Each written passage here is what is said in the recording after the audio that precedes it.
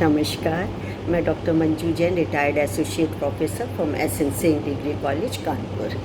मैं पिछले कई महीनों से धर्म मार्ग नामक शीर्षक के अंतर्गत कुछ छोटे छोटे प्रसंग, किस्सों को लेकर के या कुछ धर्म वाली बातों को लेकर के वीडियो शेयर करती हूँ, वीडियो आप तक पहुँचाती हूँ। तो मित्रों, धर्म मार्ग जैसा कि नाम से प्रदर्शित होता है कि यही हमें सिखाता है, यही हमें दर्शाता है कि हम अपने आचरण की शुद्धता तो रखें ही, लेकिन हम ऐसा मार्ग अपनाएं, हम ऐसे रास्ते पर चलें जो कि हमारे शारीरिक मानसिक स्वास्थ्य के लिए सही हो, हमारे परिवार के लिए वो उचित हो, परिवार वालों के लिए उचित हो, और साथ ही साथ हम परिवार से जब बाहर निकलते हैं तो हमारा आस पड़ोस या समाज के लिए भी यथोचित व्यवहार होना चाहिए। तो इसके अंतर्गत बहुत चीज़ें आती हैं। हमें अपना जीवन कैसा व्यतीत करना चाहिए, हमारे में किन सोशल ट्रेड्स के हमारे में होने चाहिए, क्या सामाजिक गुण हमारे अंदर होना चाहिए जिससे कि हम एक अच्छे राह पे चलें और एक अच्छे नागरिक का योगदान हम समाज के लिए हम करें। तो ये सब बातें जो हैं हमारे जीवन को परिष्कृत तो करती ही हैं, लेकिन एक आवश्यक भी हैं।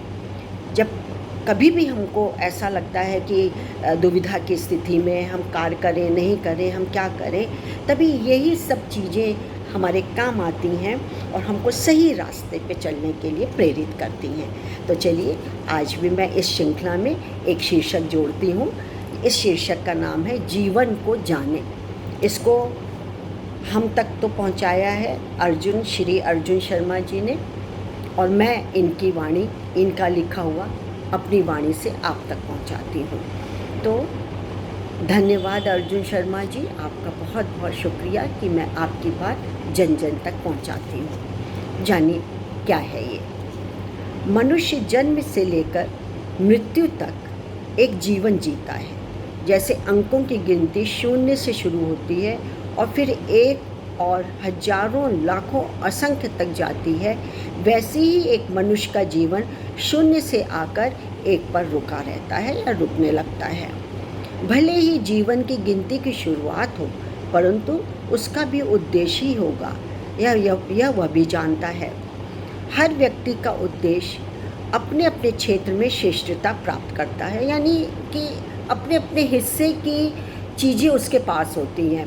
किसी में सुंदर आँखें होती हैं, किसी में वाणी बहुत अच्छी होती है, मधुर वाणी होती है, किसी में नृत्य करने की कला, किसी में शास्त्रीय संगीत गाने की कला, किसी में ताकत बहुत होती है, किसी में धैर्य बहुत होता है, किसी में नम्रता विनम्रता बहुत होती है, किसी में उदारता बहुत होती है। ये अपने अपने हिस्से का गुण होता है।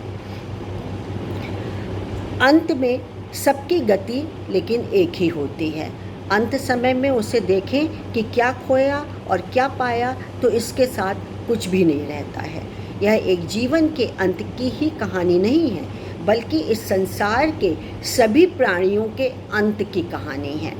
किसी आध्यात्मिक स्थान पर देखें तो वहाँ सभी एक साथ दिखाई देते हैं। हर तबके के लोग अलग अलग अपने तरीके से सजे संवरे दिखाई देते हैं। वहाँ सबका ध्येय एक ही है कि प्रभु की आराधना, पूजा, प्रार्थना के लिए उपस्थित होना है। क्या यह उसके जीवन से नहीं जुड़ा है?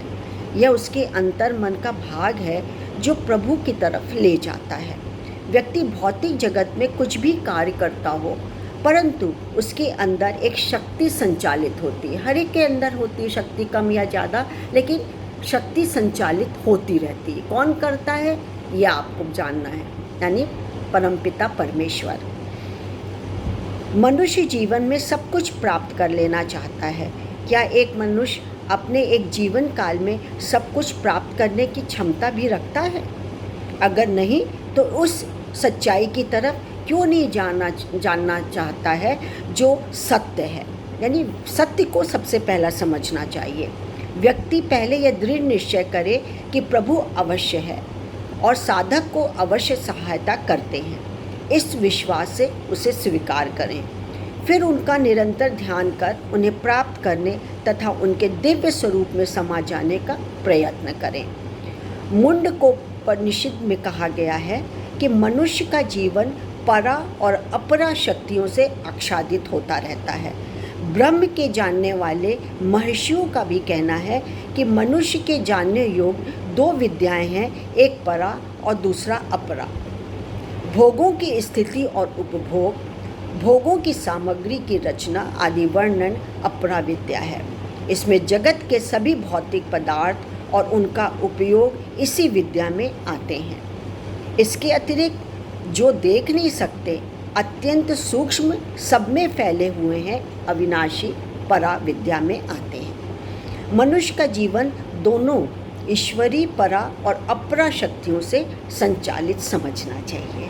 बहुत अच्छी बात लगी मुझे भी। धन्यवाद अर्जुन शर्मा जी। और अब मैं अपनी वाणी को यहीं तक विराम देती हूँ। फिर कल या अगले दिन इसी धर्म के संबंध में नया विषय आपके सामने लेकर के आती हूँ। और यदि आपको अच्छा लगता है ये, तो लाइक और शेयर और सब्सक्राइब करना ना भूलें। तब तक के लिए नमस्कार। Thank you.